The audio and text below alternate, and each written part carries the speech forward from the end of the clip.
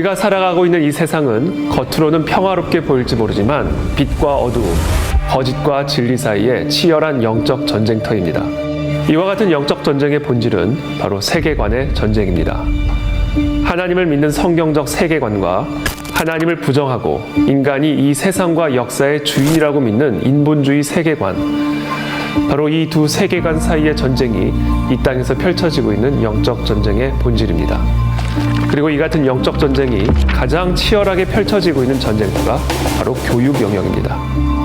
창조를 부정하는 진화론 교육과 동성애를 사랑이라고 가르치고 거룩한 성윤리를 차별이라고 말하는 학생 인권 교육, 하나님의 섭리 속에 탄생한 대한민국을 수치스러운 역사로 왜곡하는 교육 현장이 우리 자녀들의 지성과 영성을 위협하고 있습니다. 이 같은 치열한 영적 전쟁터에서 살아가고 있는 우리의 자녀들과 다음 세대에게 필요한 교육은 어떤 것일까요? 우리 자녀들의 세계관이 위협받고 있습니다. 무분별한 세계관이 충돌하는 이 시대에 성경적 관점에서 세상을 바라보고 해석할 수 있는 영적 분별력을 길러주는 것이 중요합니다. 윌버포스 크리스천 스쿨이 성경적 세계관 교육에 중점을 두는 이유입니다. 대한민국 건국에는 하나님의 특별한 은혜가 있었습니다. 첫째는 어두운 시대에 이승만이라고 하는 탁월한 지도자를 허락해 주신 것이고, 둘째는 이승만 대통령을 길러낸 배제학당과 같은 기독학교가 있었다는 사실입니다. 배제학당에서 자유, 기독교, 민주주의를 접한 이승만 대통령은 복음이 중심이 되는 제사장 나라 대한민국을 꿈꿀 수 있었습니다. 윌버포스 크리스천 스쿨은 우리의 다음 세대들을 성경적 세계관과 올바른 역사관으로 무장시켜 시대적 사명을 깨닫게 하고 구한말의 배제학당과 같이 이 나라 이민족을 위해 크게 쓰임받는 크리스천 대안학교가 될 것입니다. 모든 세대마다 하나님께서 맡겨주신 시대적 사명이 있습니다. 우리의 다음 세대에게 주어진 사명은 분단된 조국의 통일입니다. 그리고 그 땅에 무너진 성벽을 재건하는 느헤미야의 사명이 우리의 다음 세대에게 주어진 시대적 사명입니다. 윌버포스 크리스천 스쿨은 대한민국의 통일과 통일 후 재건을 위해 쓰임을 받는 통일한국 리더들을 양성시키는 학교가 될 것입니다.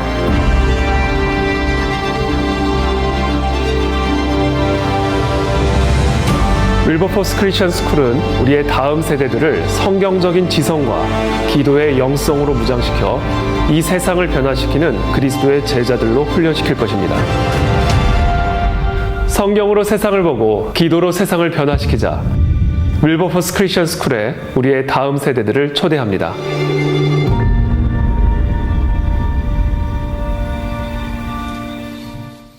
시편 40편 1절부터 17절까지의 말씀, 우리 한 절씩 저와 여러분들이 교독하겠습니다. 저부터 읽겠습니다. 내가 여호와를 기다리고 기다렸더니 귀를 기울이사 나의 부르짖음을 들으셨도다.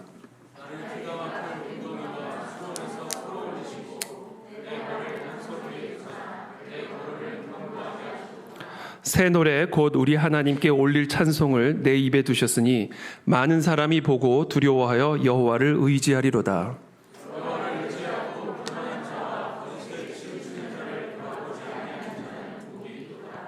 여호와 나의 하나님이여, 주께서 행하신 기적이 많고 우리를 향하신 주의 생각도 많아 누구도 주와 견줄 수가 없나이다. 내가 널리 알려 말하고자 하나 너무 많아 그 수를 셀 수도 없나이다.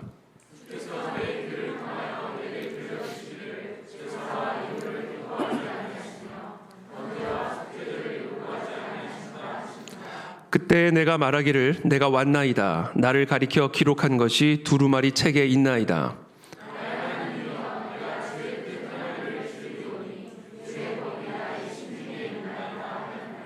내가 많은 회중 가운데에서 의의 기쁜 소식을 전하였나이다. 여호와여, 내가 내 입술을 닫지 아니할 줄을 주께서 아시나이다.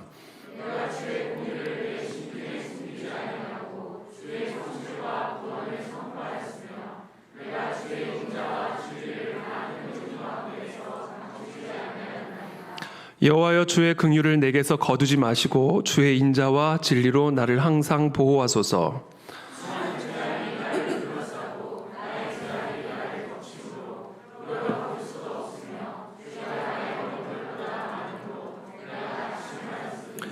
여호와여 은총을 베푸사 나를 구원하소서. 여호와여 속히 나를 도우소서.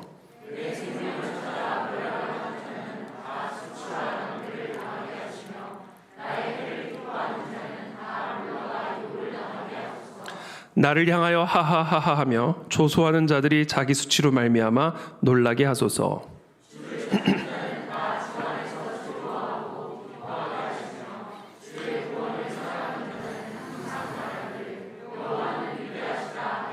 함께 읽습니다. 나는 가난하고 궁핍하오나 주께서는 나를 생각하시오니 주는 나의 도움이시요 나를 건지시는 이시라. 나의 하나님이여 지체하지 마소서. 아멘. 오늘은 기가 막힐 웅덩이에서 건져냄을 받는 법이라는 제목을 가지고 오늘 함께 말씀을 나누겠습니다. 오늘 이 말씀을 통해서 이 기가 막힐 웅덩이에서 건져냄을 경험하는 저와 여러분들 다 되시기를 예수 그리스도의 이름으로 기도합니다. 모든 일에는 일이 되게 하는 방법이 있고 원리가 있습니다. 지렛대의 원리 같은 게 있죠. 또 부력의 원리, 또 중력의 법칙, 자연 속에 존재하는 이와 같은 원리들을 발견해서 우리의 삶에 적용할 때 이 땅에 아주 혁명적인 문명의 발전을 일으킬 수가 있었습니다. 우리가 살아가고 있는 이 세상은 우연히 만들어진 우연의 산물이 아니라 창조주에 의해 지적으로 설계된 창조의 산물입니다. 그래서 그 안에는 우리가 발견할 수 있는 질서와 법칙, 지적인 원리들이 있습니다. 그런데 그와 같은 원리에는 중력의 법칙과 같은 자연의 법칙만 존재하는 게 아니에요. 이 법칙이 얼마나 정확한지 수학이 돼요. 수학으로 나오는 수학. 계산이 되는 것이죠. 이 지적인 분이 설계하셨고 그것에 따라 이 세상이 유지되고 운영되어지고 있기 때문에 이 안에는 우리가 발견할 수 있는 지적인 질서와 법칙들이 있죠. 그런데 중력의 법칙과 같은 자연의 법칙만 이 땅에 존재하는 것이 아닙니다. 여러분 하나님의 축복을 받기를 원하십니까? 축복을 받을 수 있는 원리가 있습니다. 축복을 받고 싶다고 받을 수 있는 게 아닙니다. 하나님이 축복하시기 위해 정하신 질서가 있고 법칙이 있고 원리가 있습니다. 그래서 그 질서와 법칙을 따라가면 그 사람은 틀림없이 축복을 받게 되어 있어요. 지금은 중요하지 않아요. 반드시 복을 받게 되어 있습니다. 마치 중력의 법칙이 우리를 지배하고 있듯이 하나님이 우리에게 복을 주시기 위해서 정하신 질서와 법칙과 원리들이 있죠. 열매 맺는 삶을 살기를 원하십니까? 형통한 삶을 살기를 원하십니까? 행복과 기쁨을 누리는 삶을 살기를 원하십니까? 그와 같은 삶을 우리가 누리기 위한 하나님이 정하신 질서와 법칙들이 있다라는 것이죠. 우리는 그와 같은 원리를 발견해서 우리의 삶의 토대로 삼아야 됩니다. 그때 우리의 삶은 열매를 맺게 되고 샬롬을 누리게 되는 것이죠. 우리는 그것을 성경에서는 지혜라고 부르는 것이고 우리 윌버포스 크리스천 스쿨에서는 성경적 세계관이다라고 말을 하는 겁니다.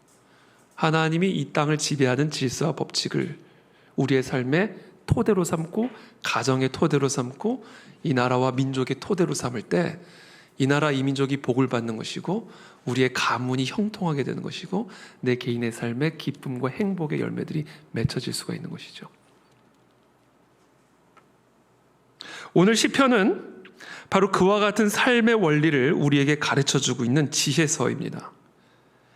시편 40편은 오늘 우리에게 어떠한 원리를 가르쳐주고 있는가? 기가 막힌 웅덩이에서 건져냄을 받는 원리를 오늘 우리에게 가르쳐주고 있습니다. 오늘 이 원리를 통해서 지금 기가 막힌 웅덩이에 빠진 분들이 건져냄을 받는 역사가 일어나게 되기를 축복합니다. 오늘 시편 40편은 첫 번째 믿음의 원리에 대해서 이야기를 합니다. 믿음의 원리. 시편 40편 1절부터 5절까지의 말씀인데요. 한번 제가 쭉 읽어드릴게요. 내가 여호와를 기다리고 기다렸더니 귀를 기울이사 나의 부르짖음을 들으셨도다.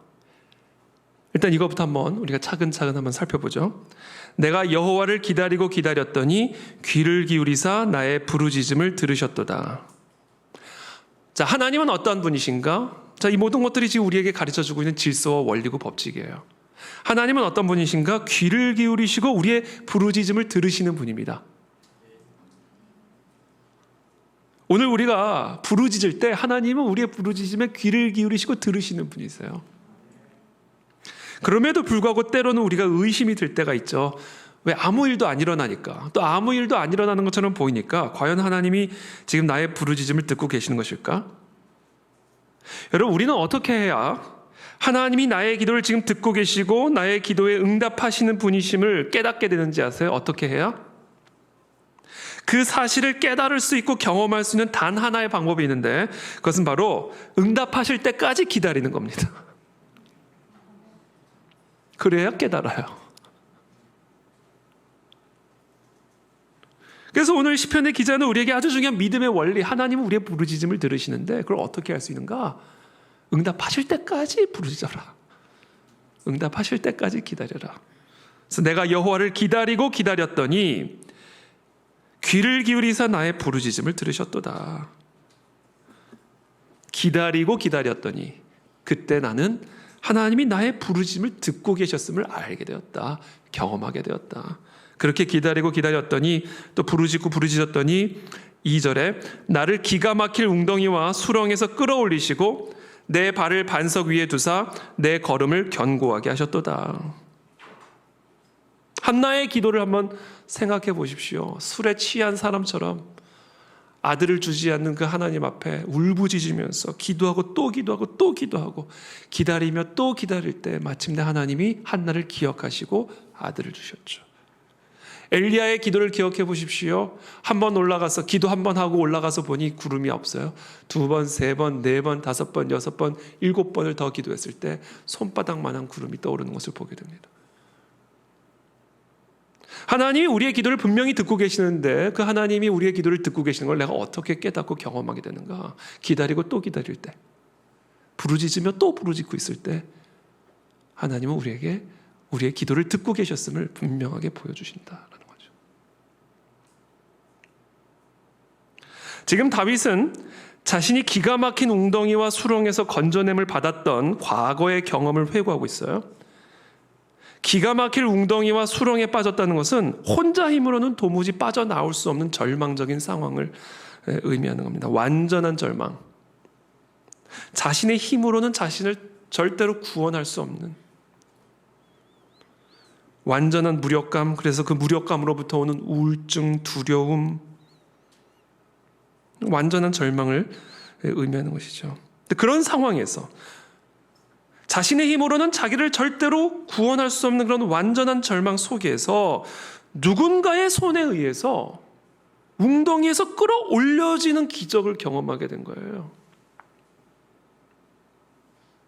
그와 같은 기적을 일으키는 원리가 바로 기도다라는 거예요. 기도. 그런데 그냥 기도가 아니라 끈질긴 기도. 기다리고 기다리면서 부르짖고 또 부르짖는 그와 같은 기다리는 기도가 기가 막힌 웅덩이와 수렁에서 기가 막힌 구원을 경험하게 하는 기적의 원리다. 기다리고 또 기다리면서 기도하는 저와 여러분들이 다 되시기를 예수님의 이름으로 축복합니다. 그런데 그러려면 마음의 동력이 필요해요. 계속해서 기다리다 기도하다 보면 어느 순간 지쳐 쓰러져 버리게 됩니다. 그래서 계속해서 기다리고 또 기다리면서 기도하고 또 기도하기 위해서는요, 지치지 않게 만들 수 있는 마음의 동력이 필요한데 그 마음의 동력, 그 마음의 원료가 뭔지 아세요? 바로 기대함입니다. 기대함. 나의 부르짖음을 분명히 듣고 계시는 하나님이 계시니 그 하나님께서는 반드시 나의 부르짖음을 들으시고 이 기가 막힌 웅덩이에서 끌어올려 주실 것이다라는 기대감. 그 기대감이 내 안에 살아 있어야 기다리고 또 기다리면서 하나님의 구원을 위해 부르짖고 또 부르짖을 수가 있는 겁니다. 그래서 저는 오늘 이 시간 저와 여러분들의 마음 안에 이 기대감을 재충전하시게 되기를 축복합니다. 이 기대감이 끊임없이 재충전이 돼야 돼요. 그래야 기다리며 기도하는 이 끈질긴 기도가 힘을 잃지 않고 하나님의 응답의 지점으로까지 나아갈 수가 있는 겁니다.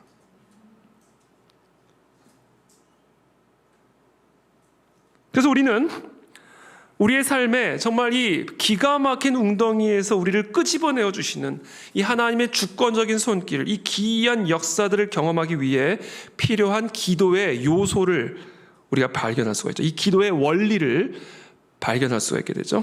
우리의 기도 안에는 반드시 뭐가 있어야 된다? 기다림이 있어야 되고요. 그리고 그 기다림 안에는 반드시 기대감이 있어야 됩니다. 우리의 기도 안에는 바로 이 두 가지 기대감과 기다림이 있어야 그 기도를 통하여 하나님은 우리를 기가 막힌 웅덩이에서 건져내 주실 수 있다.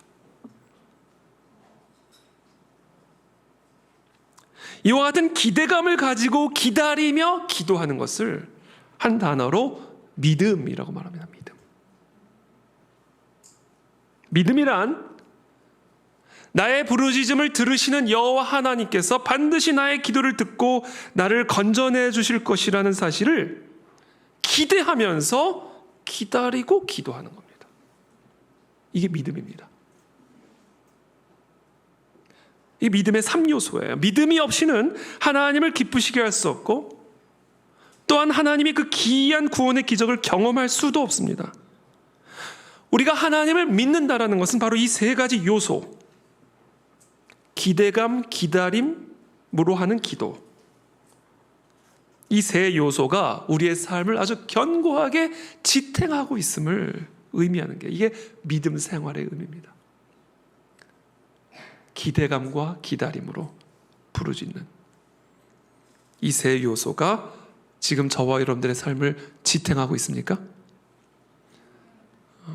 이 세 요소가 아주 견고하게 우리의 삶을 지탱해주고 있는지를 오늘 시간 다시 한번 점검하게 되기를 바라고, 그 세 요소가 다시 한번 재충전이 되어서 오늘 다시 한번 새로운 힘으로 기대감을 가지고 계속해서 기다리며 부르짖는 그런 기적의 밤이 되시기를 예수 그리스도의 이름으로 축복합니다. 이게 믿음의 원리예요. 그렇다면 하나님의 기적은 왜 이와 같은 기다림의 시간을 통해서만 이루어지는가? 아브라함이 75세였을 때 약속받고요. 25년 후에 아들을 낳습니다. 100세. 다윗은 아주 어린 시절에 왕으로 기름 부음을 받았지만 30세가 될 때까지 그 왕위를 취하지 못했어요. 오히려 사울은 다윗을 죽이려고 들었죠. 그런 다윗이 사울을 죽일 기회가 있었음에도 불구하고 죽이지 않고 하나님의 때를 기다리고 또 기다려서 결국 이스라엘의 왕이 됩니다. 하나님은 왜 이와 같은 기다림의 시간을 통해서 반드시 기적을 일으키시는 것일까?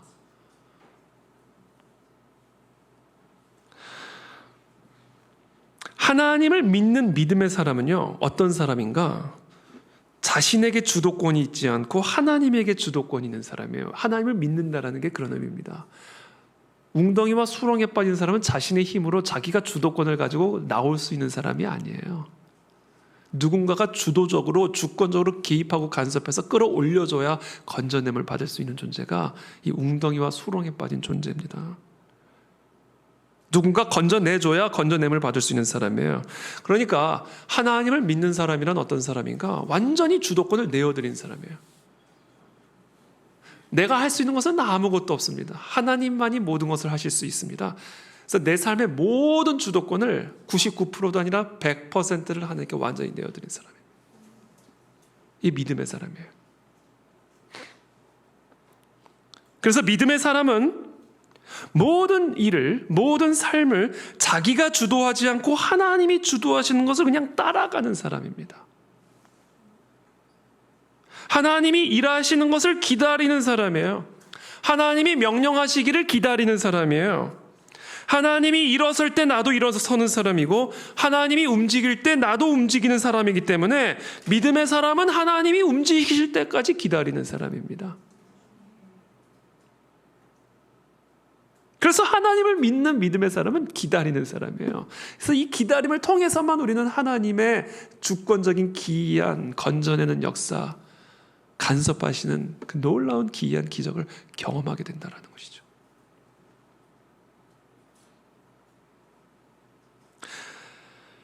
근데 우리가 자칫 기다릴 때 어떤 느낌을 받게 되냐면 아무 일도 하지 않고 있는 것 같은 느낌을 받게 돼요. 뭐를 해야 되는데, 이 웅덩이에 빠져서 뭐라도 해야 되는데, 근데 뭐 해보세요. 뭐 하려고 기어 올라간다는 표현이 좀 그렇지만 기어 올라가는 거 맞죠? 기어 올라고 한번 해보세요. 그러면요, 웅덩이가 더 깊이 파여집니다. 더 넓게 파지고 올라갈 수가 없는데요.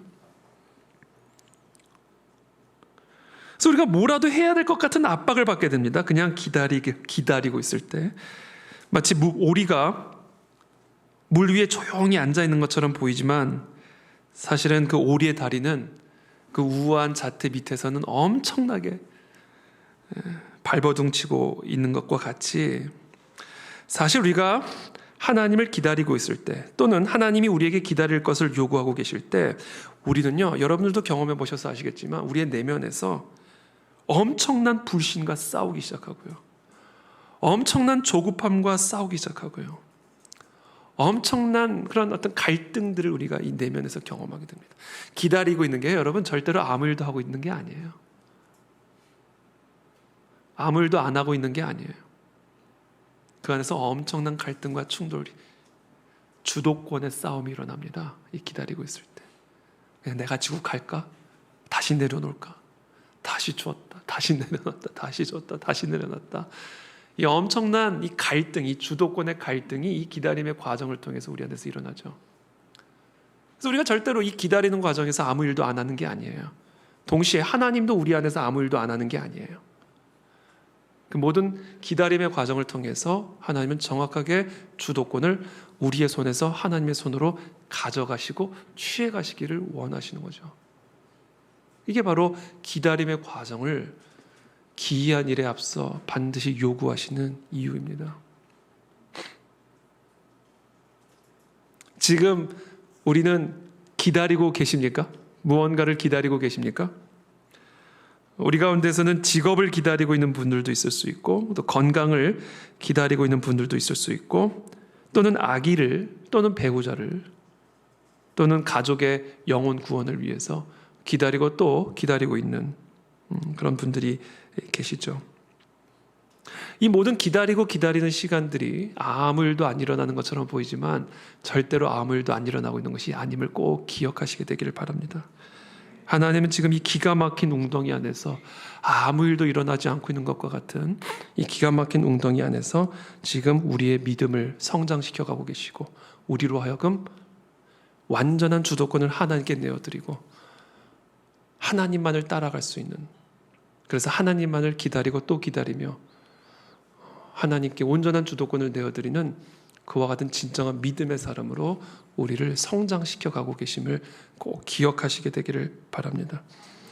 바로 이와 같은 기다림의 과정을 통해서 나의 주도권을 완전히 하나님께 내어드리는 그런 과정을 통해서 나오는 믿음이 결국 기가 막힌 웅덩이에서 나를 건져내시는 하나님의 능력이 되는 겁니다. 이러한 믿음이 우리 안에서 회복이 될 때 우리 마음 안에는요, 강력한 찬송이 일어나게 되어 있습니다. 3절의 말씀이죠. 새 노래 곧 우리 하나님께 올릴 찬송을 내 입에 두셨으니 많은 사람이 보고 두려워하여 여호와를 의지하리로다. 새 노래. 자, 이와 같은 믿음을 갖게 되었을 때, 이 믿음으로 하나님이 나를 이 기가 막힌 웅덩이에서 건져내 주시는 이 놀라운 기적 같은 체험을 하게 될 때 어떠한 일이 일어나게 되냐면 우리의 심령에 찬양이 흘러나오기 시작합니다. 여러분, 우리의 삶 속에서 하나님이 주도적으로, 주권적으로 기이한 일을 행하실 때요, 그 하나님의 일은 반드시 우리의 영혼을 감동을 시킵니다. 여러분, 조그만 일이라도 하나님이 하시는 일은 우리의 영혼을 감동시켜요. 하다못해 누군가가 갖다 주는 초콜릿 하나라 할지라도 그 초콜릿을 통해서 하나님이 내 안에서 일을 하신다면 그 초콜릿 하나가 내 영혼을 완전히 감동시킵니다. 하나님이 하시는 일은 그것이 인간적인 눈으로 보기 아무리 보잘것없어 보이는 일이라 할지라도 우리의 영혼을 깨워요. 그래서 그 하나님을 찬양하게 만듭니다. 한번 제가 아쿠아리움에 가서 전면이 이제 아쿠아리움이에요. 그래서 뭐 엄청난 물고기들이 마치 바다에서 수영하는 것처럼 수영하는데요. 그것을 지켜보는데 30분, 1시간을 지켜봐도 지루하지가 않아요.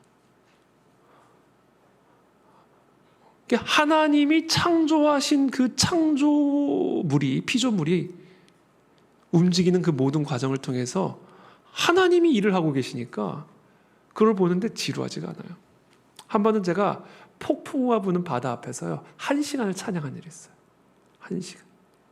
파도가 얼마나 세게 치는지, 바람이 얼마나 세게 부는지, 정말 그냥 가만히 서 있는 것조차 어려울 만큼 강력한 비바람, 비까지는 아니어도 강력한 바람과 파도가 치는 그 바다 그 앞에서 1시간을 찬양을 했어요. 1시간. 아마 그 바다와 파도와 그 바람 안에서 일하시는 그 하나님의 신성을 느끼지 못하고 보지 못하는 사람은요, 5분도 서 있기 어려웠을 겁니다. 그 자리에. 근데 그 자리에서 제가 1시간을 찬양을 했어요. 그리고 어느 순간보다 어느 때보다 하나님의 깊은 임재를 느끼며 제 영혼이 살아나고 소성케 되는 것을 경험했습니다. 하나님이 하시는 일은요, 그것이 설령 폭풍우라 할지라도 그것이 하나님이 하시는 일임을 발견하게 되면 그게 내 영혼을 깨웁니다. 그게 내 영혼을 깨워요. 기가 막힌 웅덩이에서 정말 누군가의 강권적인 손길에 의해서 끌어올려지는 경험을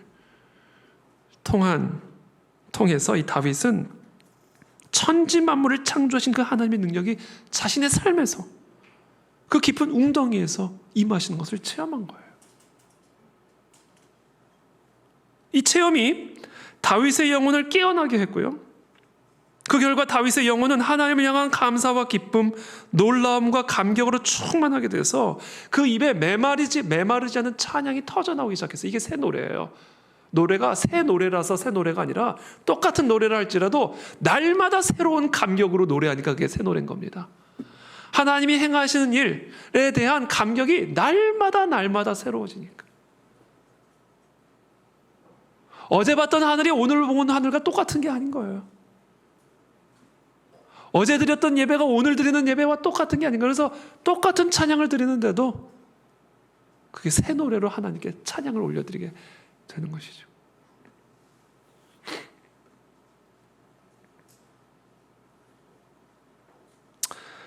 저는 이 시간 축복합니다. 하나님, 이 시간 우리의 영혼을 새롭게 하여 주시옵소서. 지난주의 예배가 오늘의 예배와 똑같지 않게 도와주시고 우리의 삶 속에서 이와 같이 강권적으로 일하시고 역사하시는 그 하나님의 역사들을 통하여 우리의 영혼들이 깨어나 날마다 하나님을 새 노래로 찬양하는 우리의 영혼이 되게 도와주시옵소서. 다윗의 이와 같은 찬양은 다윗과 같은 비슷한 처지에 놓여 있는 사람들로 하여금 마음에 두려움을 갖게 하고 여호와를 의지하게 만든다라고 3절은 고백합니다. 새 노래 곧 우리 하나님께 올릴 찬송을 내 입에 두셨으니 많은 사람이 보고 내가 찬송을 드리는 모습을 보고 두려워하여 여호와를 의지하리로다. 제가 이 말씀을 묵상하는 가운데 왜 다윗의 찬양이 사람들에게 두려움을 가져다 주었고 그 두려움이 왜 사람들로 하여금 여호와를 의지하게 만들었을까? 이 두려움은 어떤 두려움일까? 저는 이 두려움이 찬송하는 다윗을 바라보면서 갖게 되는 그 마음의 도전으로부터 오는 두려움이었을 거라고 저는 생각합니다. 여러분, 우리가 마음의 도전을 받게 될 때 우리가 갖게 되는 일종의 마음의 불편함들이 있습니다. 그 마음의 불편함에는 부담도 있을 수 있지만 동시에 시기도 있을 수 있고 질투도 있을 수 있습니다. 부러움과 동경이죠.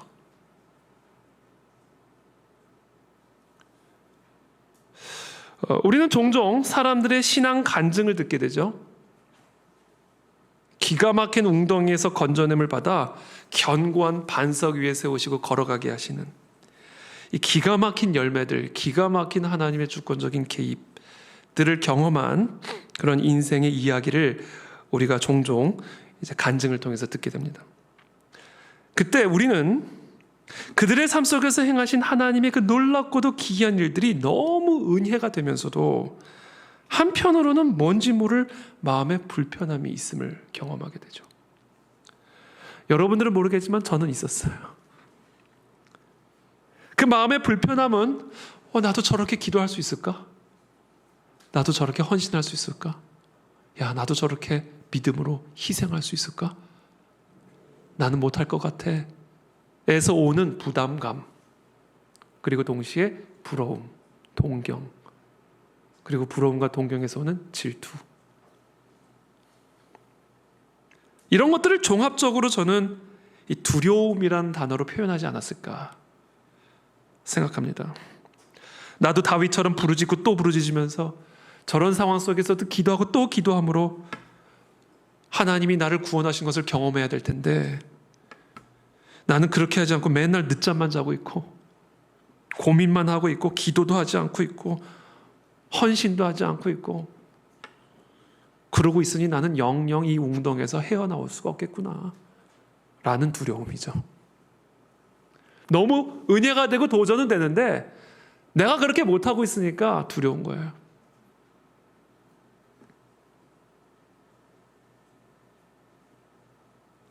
근데 그 두려움이 결국은 우리로 하여금 여호와를 의지하는 자리로 나아가게 만든다라는 것이죠.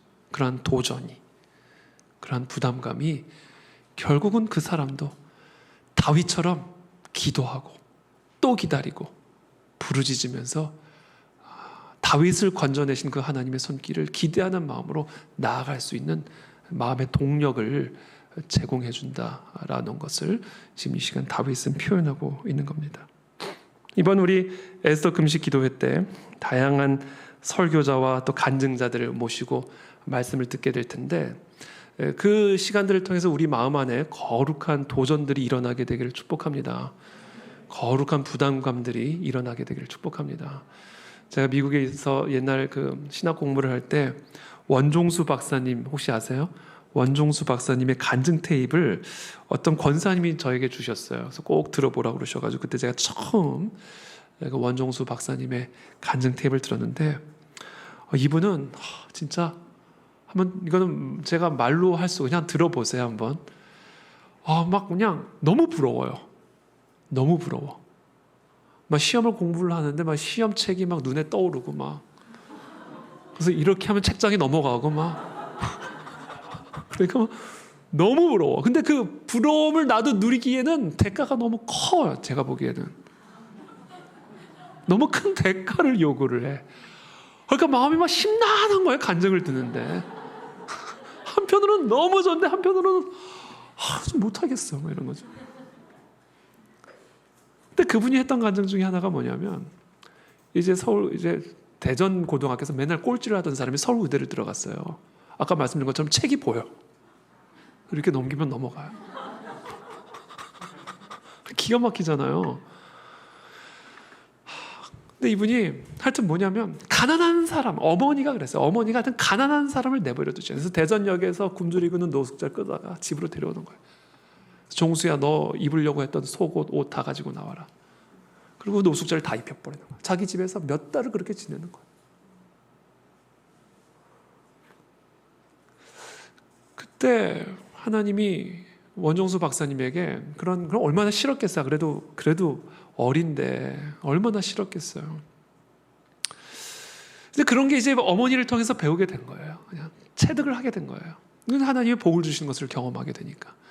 그리고 이제 서울대 들어가가지고 서울대 이제 인턴을 하면서 뭐 과외를 하면서 열심히 이제 돈을 벌어가지고 이제 어머니한테 고기 한 근을 신문지에 싸가지고 갖다 드리려고 이제 버스를 타고 딱 내리려고 하는데 그때 마침 그 버스 정거장에 어떤 노숙자가 앉아 있는 걸 본 거예요. 고기 들고 가는데 그때 막 왜 저기는 앉아 있고 난리야 그런 거예요. 그래서 내려서 정말 너무 이거 엄마 갖다 드리려고 그러는 건데 이 고기를 가져다가 정말 울면서 그리고 자기가 어머니 드리려는 용돈도 함께 모르겠습니다. 그리고 그분을 확 던져주고 갔대요. 그리고 가서 가는데 하나님이 그 원종수 박사님의 종수야 네가 나 먹을 거 책임졌지? 내가 너 먹을 거 평생 책임지고 내가 너의 인생을 책임지고 그 음성을 주시는 거예요. 정말 이 원종수 박사님의 삶의 간증은 정말 하나님이 먹이시고 입히시는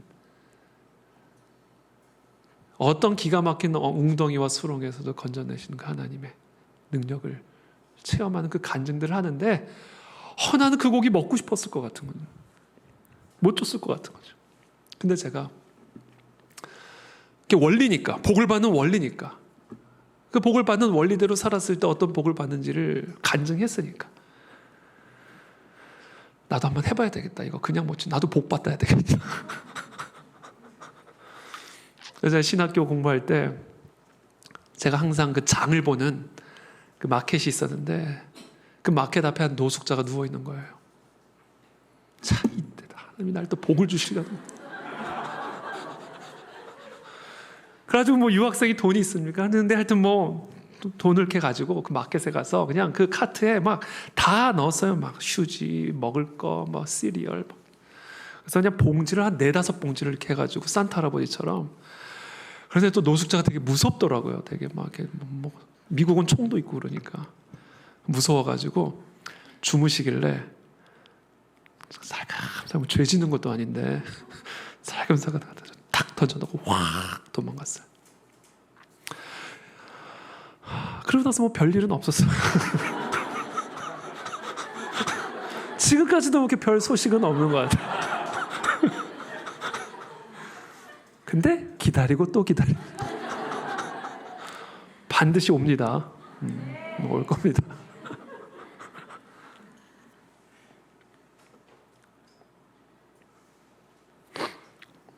그런 두려움들이 우리에게 거룩한 부담감을 줘서요.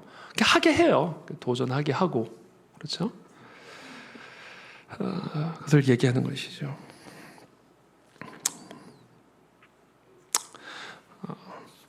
4절에 여호와를 의지하고 교만한 자와 거짓에 치우치는 자를 돌아보지 아니하는 자는 복이 있도다.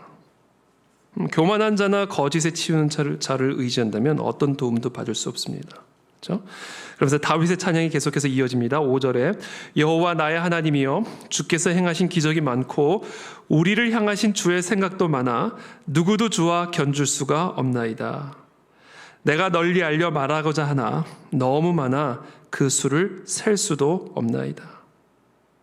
하나님은 나를 생각하고 계시고 나에 대한 계획을 갖고 계셨구나라는 사실을 깨닫게 되는 것이죠. 그리고 그 계획은 너무나 치밀하고 섬세해서 그 수를 셀 수조차 없을 지경이다. 이렇게 고백을 합니다. 자, 다윗은 자신의 삶 속에서 이 기가 막힌 웅덩이에 빠진 이 삶 속에서 자신을 건져내신 이 하나님의 기이한 구원 체험을 통해서 무엇을 깨닫게 되었는가? 하나님은 나를 생각하고 계시는구나. 그리고 그냥 생각만 하고 계시는 게 아니라 나를 위한 플랜을 갖고 계시는구나. 자, 이와 같은 깨달음들이 다윗으로 하여금 말할 수 없이 감격스럽고 기쁘게 만들었고, 그래서 그의 입술에는 찬양이 끊어질 수가 없었고, 똑같은 찬양이라 할지라도 날마다 새로운 영혼으로 하나님을 찬양하게 되었다. 자, 이와 같은 기쁨과 감격은, 이와 같은 찬양은 단순히 새 노래를 넘어서 하나님을 향한, 하나님을 위한 헌신으로 나아가게 되어 있습니다. 두 번째 원리입니다. 순종의 원리, 헌신의 원리. 같은 거예요. 헌신의 원리가 순종의 원리입니다. 복을 받는 원리, 하나님의 건져내심을 경험하는 하나님이 정하신 질서와 법칙, 헌신의 원리, 순종의 원리다라는 것이죠. 여러분, 우리가 누군가가 우리에게 말할 수 없는 기쁨과 감격을 가져다 주면 그 사람을 위해서 우리가 무언가를 해주고 싶어지죠. 예를 들어 내가 길을 가다 깊은 웅덩이에 빠졌는데 내가 소리를 지르고 또 소리를 지르는 가운데 어떤 사람이 나를 발견하고는 밧줄을 내려줘서 그것을 가지고 내가 나올 수 있도록 나를 끄집어내 주었다고 한번 가정해 보시죠. 그렇게 웅덩이에서 빠져나온 다음에 제가 그 사람에게 어떻게 하겠습니까?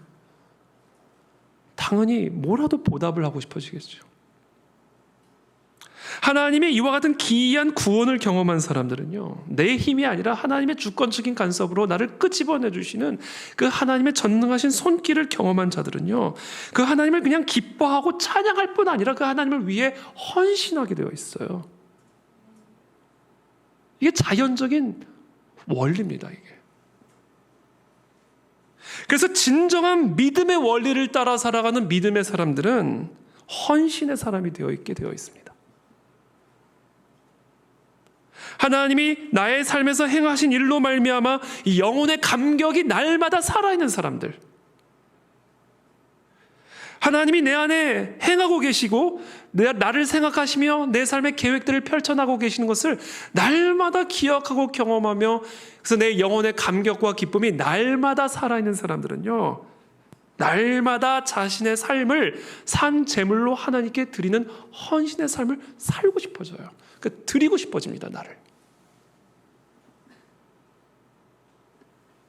그래서 여러분, 진정한 예배자들은요, 진정한 헌신자들이에요.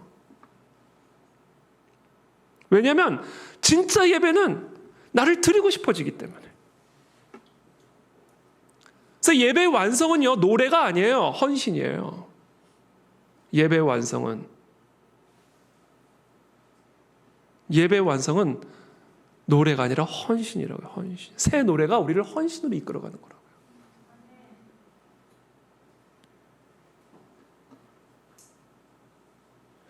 그래서 로마서 12장 1절에서 말씀하시죠. 그러므로 형제들아, 내가 하나님의 모든 자비하심으로 너희를 권하노니 너희 몸을 하나님이 기뻐하시는 거룩한 산 제사로 드리라. 이는 너희의 드릴 영적 예배니라. 예배가 뭐냐? 몸을 드리는 거다. 제물로. 그게 하나님이 기뻐 받으신 예배요, 제사다.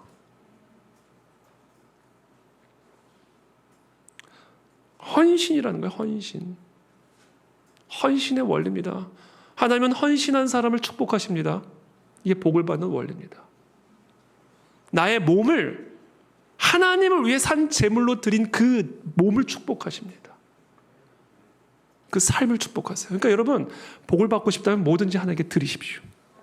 여러분들의 삶을 드리시고, 여러분들의 아들, 딸들을 드리시고, 여러분들의 기업을 하나님께 드리십시오.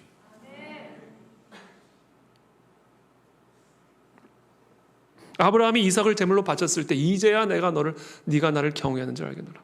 내가 너를 복의 복으로 삼을 것이고. 그러니까 하나님의 복을 주시는 원리, 나의 몸을 하나님이 기뻐하시는 제물로 올려드리는 것.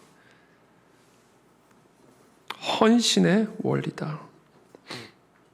그런데 이 헌신의 의미가 무엇인지를 6절에서 조금 더 구체적으로 우리에게 이렇게 말씀하시죠. 주께서 내 귀를 통하여 내게 들려주시기를 제사와 예물을 기뻐하지 아니하시며 번제와 속죄제를 요구하지 아니하신다 하신지라. 내가 원하는 예배는, 내가 원하는 제사는, 내가 원하는 헌물은 네가 가져오는 양과 염소의 제물이 아니라 나는 그것을 요구하지 않는다. 내가 원하는 제사는, 내가 원하는 예배는 너다, 이렇게 얘기하는 거예요. 양 가지고 오지 말고 너를 가지고 오라는 거예요. 염소로 때우려고 하지 말고 너의 몸을 가지고 오라는 거예요. 나는 네 몸을 원한다. 네 몸을 나는 제물로 받기를 원한다. 네 삶을 나는 제물로 받기를 원한다. 그래서 하나님 말씀하시는 거예요. 나는 제사, 예물 그런 거 원치 않아. 번제, 내가 지금 양이 필요하니? 내가 지금 염소 피 가지고 내가 뭐 어디다 쓰겠니? 내가 그걸 원하는 게 아니야. 근데 여러분, 사실은 하나님이 분명히 모세의 율법에서 이 제사들을 실제로 요구하셨죠. 레위기 1장부터 4장까지 한번 보십시오. 하나님이 정확하게 이와 같은 제사들을 요구하세요. 번제와 속죄제 가져와라. 그러면 도대체 이 말씀은 무슨 말일까? 지금 다윗의 귀에 들려주고 계시는 이 메시지는 무슨 의미일까?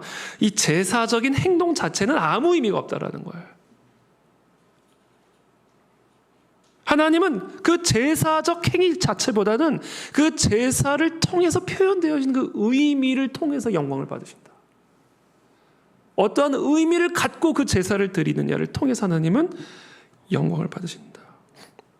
하나님이 이 제사들을 제정하셨을 때, 이 레위기에서 표현되어지는 이 모든 제사법들을 제정하셨을 때에는 어떤 의도를 가지고 이와 같은 제사법을 정하신 것이냐면 염소의 피를 원하셨기 때문이 아니라 이와 같은 의식이 내적 믿음의 외적 표현이 되기를 원하셨던 거예요.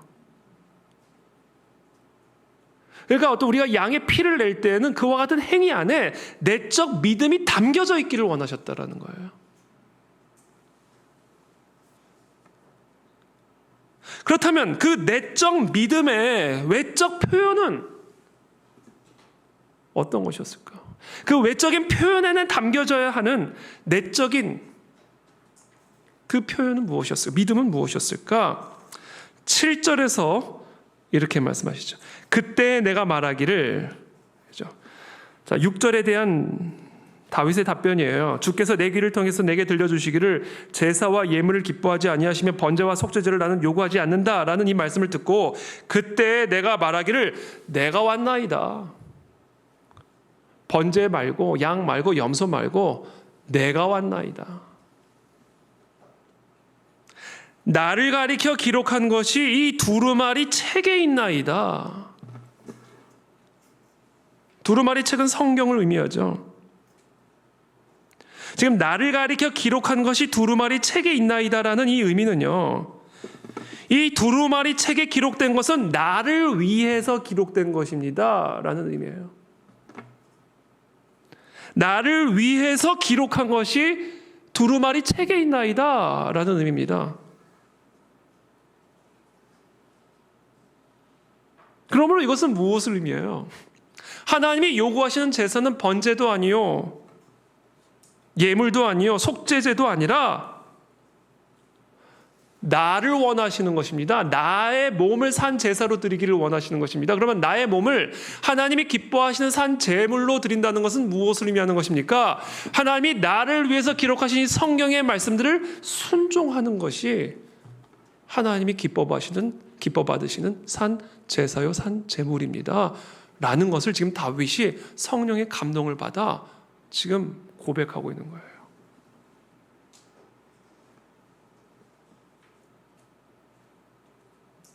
우리가 어떻게 살아가야 할지, 우리가 어떻게 복을 받을 수 있는지, 우리가 어떻게 형통한 삶을 사는지, 어떻게 우리가 행복과 기쁨을 누리며 살 수 있는지, 우리가 어떻게 기가 막힌 웅덩이에서 건져냄을 받을 수 있는지가 다 나를 위해서 지금 내 삶을 가리켜, 지금 나의 문제를 가리켜 이 두루마리 안에 다 기록되어 있나이다.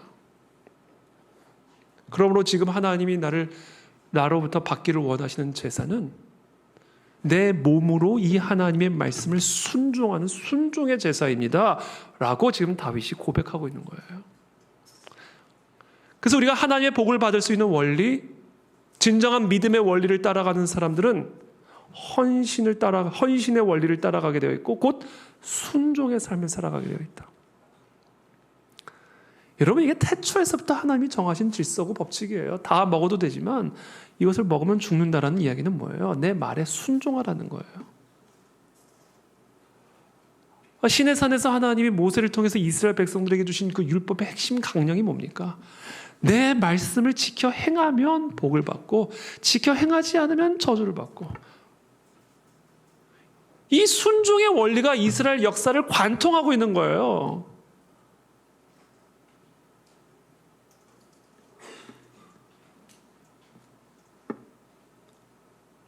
하나님이 왜 사무엘을 내치고 다윗에게 왕의 기름을 부으십니까?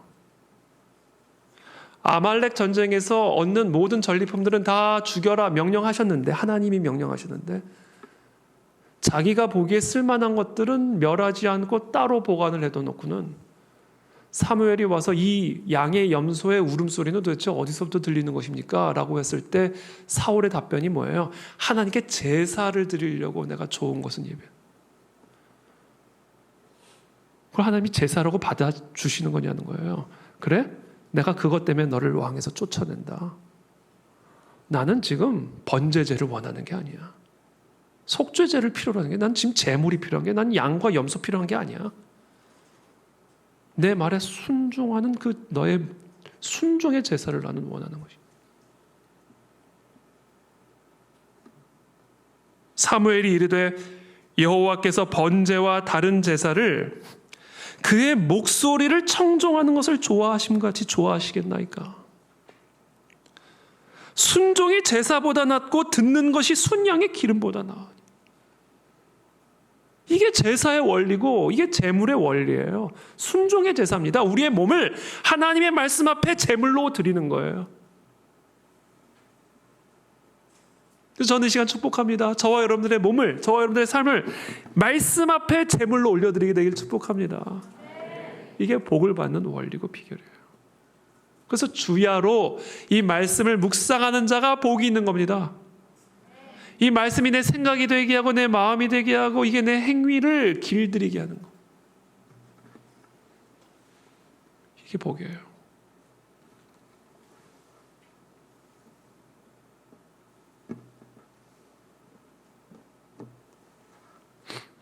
(9절부터) (11절까지입니다) 내가 많은 회중 가운데에서 의의 기쁜 소식을 전하였나이다. 여호와여, 내가 내 입술을 닫지 아니할 줄을 주께서 아시나이다. 내가 주의 공의를 내 심중에 숨기지 아니하고 주의 성실과 구원을 선포하였으며, 이게 다 하나님의 말씀을 선포했다라는 얘기죠. 하나님의 약속을 다 선포했다라는 거예요, 사람들에게. 내가 주의 인자와 진리를 많은 회중 가운데서 감추지 아니하였나이다. 여호와여, 주의 긍휼을 내게서 거두지 마시고 주의 인자와 진리로 나를 항상 보호하소서. 자, 그러면서 11절부터는 다윗은 지금 어떻게 보면 자신이 또다시 빠진 웅덩이로부터 건져낼 것을 다시금 기도하고 있는 그런 모습으로 보여집니다. 내가 여호와를 기다리고 기다렸을 때 하나님이 나의 기도에 귀를 기울이사 부르짖음을 들으시고 기가 막힐 웅덩이에서 건져내 주셨었는데, 그래서 나는 기쁨의 찬양을 올려드렸고 그 기쁨으로 말미암아 나의 몸을 산 제물로 하나님께 올려드리는 순종의 삶을 살았다가 다시금 기가 막힌 웅덩이에 빠졌습니다. 세 번째, 우리가 이 기가 막힌 웅덩이에서 건져냄을 받는 원리를 우리에게 가르쳐 줍니다. 그것은 바로 회개의 원리입니다. 12절에 수많은 재앙이 나를 둘러싸고 나의 죄악이 나를 덮침으로 우러러 볼 수도 없으며 죄가 나의 머리털보다 많음으로 내가 낙심하였음이니이다. 지금 뭐라고 표현합니까? 지금 다윗이 왜 기가 막힐 웅덩이와 수렁에 다시 빠졌다라고 표현하고 있죠? 나의 죄악이 나를 덮쳤다. 근데 그 전에 보면 수많은 재앙이 나를 둘러싸고 나의 죄악이 나를 덮쳤다. 자신의 죄가 지금 자신이 경험하고 있는 환난에 대한 책임이 있음을 분명하게 말하고 있죠. 이 환난의 이유는 자신의 죄 때문이다. 그래서 이 환난이 나를 둘러싸고 있는 이유는 죄가 나를 덮쳤기 때문이다. 그러니까 죄와 환난이 같은 거예요. 다윗의 표현에 따르면 환난과 죄가 다른 게 아니라는 거예요. 환난이 덮쳤다는 이야기는 죄가 덮쳤다라는 거예요. 내가 기가 막힐 웅덩이에 빠졌다라는 것은 기가 막힐 죄의 수렁에 빠졌다라는 것을 의미하는 것이죠. 왜냐하면 죄의 삭시 사망이니까. 죄의 열매는 사망이니까 죄가 나를 덮치면 나는 사망에게 덮침을 당하는 거예요. 죄의 삭은 사망이기 때문에 죄의 수렁에 빠지면 기가 막힐 사망의 웅덩이에 빠져버리게 되는 겁니다. 지금 다윗은 죄의 웅덩이와 사망의 수렁에 빠져 있습니다. 그리고 이 다윗은 이 사망의 수렁에서부터 건져냄을 받기 위해서는 반드시 죄의 웅덩이로부터 건져냄을 받아야만 하는 겁니다. 죄의 삭시 사망이기 때문에 사망으로부터 건져냄을 받기 위해서는 죄로부터 건져냄을 받아야 되는 겁니다. 죄란 무엇입니까? 하나님의 말씀에 대한 불순종이에요.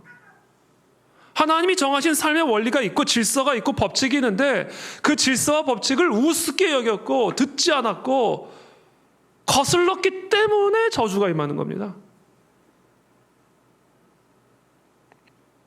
믿음의 원리, 순종의 원리가 있는데 믿음의 원리대로 살지 않고 순종의 원리대로 살지 않았으니까 사망의 수렁에 빠져버리게 된 거예요. 우리가 그렇습니다. 우리 삶이 그렇죠.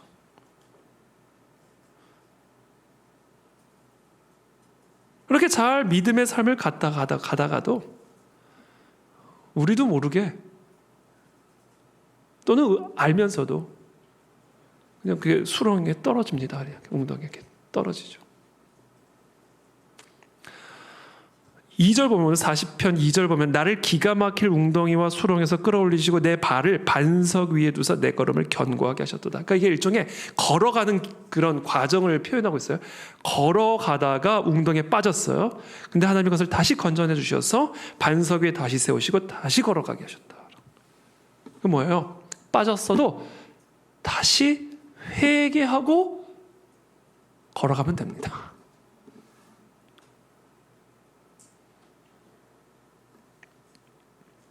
여러분, 죄란 뭐예요? 하나님의 말씀에 대한 불순종입니다. 하나님에 대한 불순종 때문에 사망의 수렁에 빠지게 되는 겁니다. 그러니까 여러분, 지금 이런 기가 막힐 웅덩이에 빠졌다면 여러분 무조건 불순종의 죄를 회개하셔야 됩니다. 하나님 앞에 순종하지 않은 부분 하나님께 가르쳐달라고 기도하셔야 돼요. 하나님, 내가 왜 이 기가 막힌 수렁에 빠졌습니까? 왜 이런 환난이 나를 덮쳤습니까? 이건 내 죄악이 나를 덮쳤다는 이야기인데 하나님, 도대체 어떠한 불순종이 나의 삶을 지배하고 있습니까? 그것을 보여주십시오. 가르쳐 주십시오. 그래서 이 사망의 수렁에서부터 나를 건져내 주시옵소서. 그리고 다시 나의 발을 반석 위에 두사 믿음의 원리, 순종의 원리로 나의 삶의 여정을 계속해서 걸어가는 그런 하나님의 사람이 되게 도와 주시옵소서. 로마서 6장 16절의 말씀이죠. 너희 자신을 종으로 내주어 누구에게 순종하든지 그 순종함을 받는 자의 종이 되는 줄을 너희가 알지 못하느냐. 우리가 하나님에게 순종하지 않으면 그것은 사탄에게 순종하는 거예요. 우리가 창세기를 통해서 보듯이 하나님에게 순종하지 않는 것은 곧 사탄에게 순종한 겁니다. 근데 오늘 로마서 말씀이 뭐라고 말씀하세요? 너희 자신을 종으로 내주어 누구에게 순종하든지 그 순종함을 받는 자의 종이 되는 줄을 너희가 알지 못하느냐. 혹은 죄의 종으로 사망에 이르고, 그렇죠? 혹은 순종의 종으로 의에 이르느니라.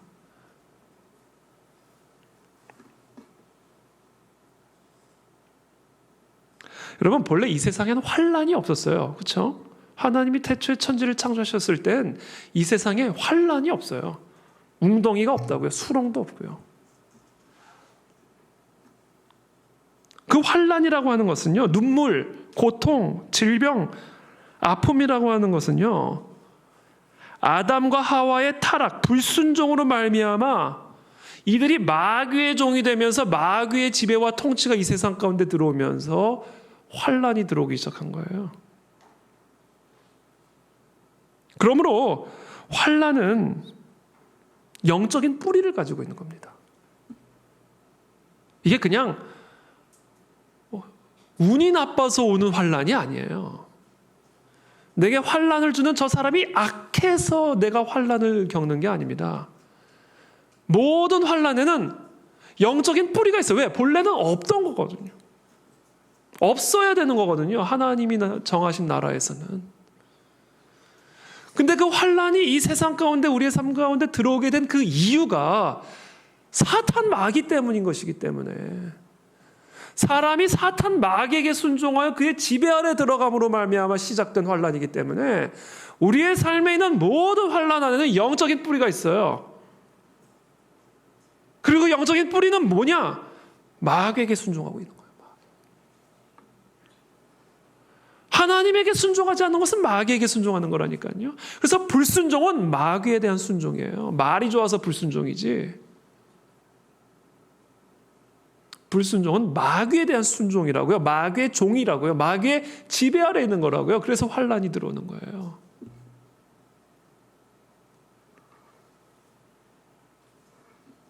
우리의 모든 환란의 뿌리에는 죄가 있고, 즉 영적인 뿌리가 있기 때문에 이 죄의 뿌리를 갈아치워 버려야 됩니다. 이 영적인 뿌리를 드러내야 돼요. 그래야 사망의 수렁에서부터 건져냄을 받을 수가 있습니다. 우리의 가문 안에 있는 이 불순종의 뿌리가 걷어내져야 됩니다.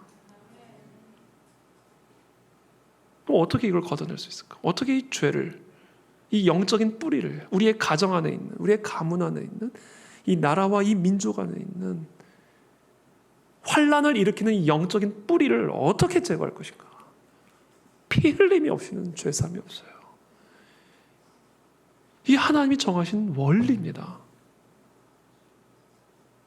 죄 사함의 원리, 법, 피 흘림이 없이는 죄 사함이 없다. 그렇다면 누구의 피? 히브리서 10장 4절은 분명하게 말합니다. 황소와 염소의 피가 능히 죄를 없이 하지 못함이라. 그렇다면 누구의 피? 히브리서 9장 13절에서 14절에서 이렇게 말합니다. 염소와 황소의 피와 및 암송아지의 죄를 부정한 자에게 뿌려 그 육체를 정결하게 하여 거룩하게 하거든.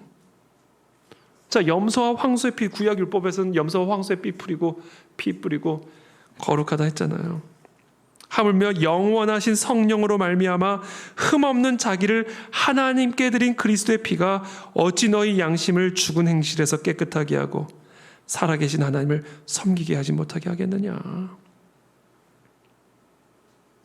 그런데 그 염소의 피가 결국 우리의 죄를 씻어주는 것이 아니라 바로 예수 그리스도의 피가 우리의 죄를 씻어주신다는 거예요. 그래서 다윗이요, 참 신비롭죠. 성령의 감동을 받아서 오늘 시편 40편 6절에서 주께서 내 귀를 통하여 내게 들려주시기를 제사와 예물을 기뻐하지 아니하시며 번제와 속죄제를 요구하지 아니하신다 하신지라. 레위기에서 요구해놓고도 요구하지 않으신다. 그때 내가 말하기를 예수님을 예표하고 내가 왔나이다. 염소의 피가 아니라 양의 피가 아니라 내가 왔나이다. 나를 가리켜 기록한 것이 두루마리 책에 있나이다. 나의 하나님이여 내가 주의 뜻 행하기를 즐기오니 주의 법이 나의 심중에 있나이다 하였나이다. 그러므로 아버지여 나의 뜻대로 하지 마시옵고 아버지의 뜻대로 하시옵소서 라며 순종의 제사를 드리며 십자가로 나가신 거예요. 그래서 사도들은 오늘 우리가 함께 읽은 이 시편 40편이 바로 이 예수 그리스도의 제물 되심을 예표하는 그와 같은 시편으로 히브리서에서 인용을 하는 거예요. 그 인용하는 구절이 히브리서 10장 5절부터의 말씀입니다. 그러므로 주께서 세상에 임하실 때에 이르시되 하나님이 제사와 예물을 원하지 아니하시고 오직 나를 위하여 한 몸을 예비하셨도다. 번제와 속죄제는 기뻐하지 아니하시나니 이에 내가 말하기를 하나님이여 보시옵소서. 두루마리 책에 나를 가리켜 기록된 것과 같이 하나님의 뜻을 행하러 왔나이다 하셨느니라. 위에 말씀하시기를 주께서는 제사와 예물과 번제와 속죄제는 원하지도 아니하고 기뻐하지도 아니하신다고 하셨고 그 후에 말씀하시기를 보시옵소서 내가 하나님의 뜻을 행하러 왔나이다 하셨으니 그 첫째 것을 폐하심은 즉 레위기에서 이야기하고 있는 번제와 속죄제와 같은 제사법을 폐하심은 둘째 것, 즉 어린 양의 피로 오신 예수 그리스도의 제물 되심을 세우려 하심이라. 이 뜻을 따라 예수 그리스도의 몸을 단번에 들이심으로 말미암아 우리가 거룩함을 얻었노라. 지금 시편 40편은 바로 이 회개의 원리를 예표하고 있다. 기가 막히죠.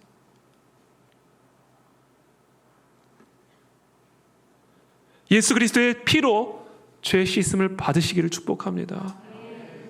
우리의 모든 환난의 뿌리가 되는 이 영적인 뿌리, 이 불순종의 뿌리, 사단에게 순종하고 있는 우리의 삶의 모든 영역들을 오늘 시간 예수 그리스도의 보혈의 피로 씻음받고 걷어내고 다시금 믿음의 원리, 순종의 원리로 돌아가 기가 막힌 운동에서 건져냄을 받으시기를 축복합니다. 그리고 우리의 삶의 여정을 다시금 견고한 반석 위에서 새롭게 행해 나가시기를 축복합니다. 저는 오늘 이제 말씀을 맺겠습니다. 근데 일종의 사이클을 보여주는 것 같아요. 믿음의 원리, 순종의 원리, 그러나 불순종하는 우리의 타락한 본성을 해결할 수 있는 회개의 원리를 통해서 이 사이클이 끊임없이 우리의 삶에 반복되어지도록 하여 기가 막힌 운동에 빠지지 않도록, 그러나 설령 빠졌다 할지라도 다시금 이 예수 그리스도의 보혈의 피로 그 모든 죄를 씻어내고 사탄막의 영적인 뿌리들을 걷어내고 다시금 믿음과 순종의 사이클로 돌아가는 이와 같은 삶의 원리와 질서와 법칙을 오늘 시편 40편 우리에게 말씀해주고 계십니다. 특별히 요새 제가 우리 성도님들로부터 이런저런 기도 제목을 받는데 그 기도 제목 가운데 지금 제일 제 마음의 부담이라기보다는 마음의 책임으로 오는 기도의 제목은 우리 가족의 영혼 구원의 문제입니다. 우리 부모님들, 우리 형제들, 자매들, 우리의 배우자의 영혼 구원의 문제. 이것이 정말 우리 교회 성도님들의 아주 중요한 핵심적인 기도 제목임을 요새 계속해서 하나님이 깨우쳐 주십니다. 여러분, 하나님이 구원의 역사를 일으키시는데 이 웅덩이에서 건져내시는 역사를 하는 데 있어서 반드시 하나님이 하시는 방식이 마지막으로 하나 더 있는데 그건 뭐냐? 중보의 원리입니다. 중보의 원리. 하나님이 그냥 이스라엘 백성 건져내실 수 있어요. 그러나 모세를 중보자로 세워 하나님과 이스라엘 백성들 사이에 중보자로 세우셔서 이 중보자를 통해서 이스라엘 백성들을 바로의 압제, 기가 막힌 웅덩이에서 건져내게 하십니다. 하나님과 소돔 사이에 아브라함이라고 하는 중보자를 세우셔서 소돔을 구원하고자 하시지만 결국은 소돔의 죄로 말미암아 심판을 받을 수밖에 없었죠. 그러나 분명한 것은 하나님은 아브라함과 함께 소돔의 운명과 관련하여 계속해서 일종의 타협이 이루어지잖아요. 하나님 50명은요, 30명은요, 10명까지는. 그렇죠? 중보예요. 중보의 원리예요. 왜냐하면 죄의 웅덩이에 빠진 사람은 절대로 자기 힘으로 스스로 나올 수가 없어요. 불신자들은요, 이 사탄 마귀에 사로잡혀 있는 자들은요, 사망의 저주 아래 묶여 있는 자들은 절대로 자기 스스로 사망의 끈을 끊고 생명으로 나올 수가 없어요. 그래서 하나님이 영혼을 구원하는 일에 있어서 사용하시는 원리, 중보의 원리입니다.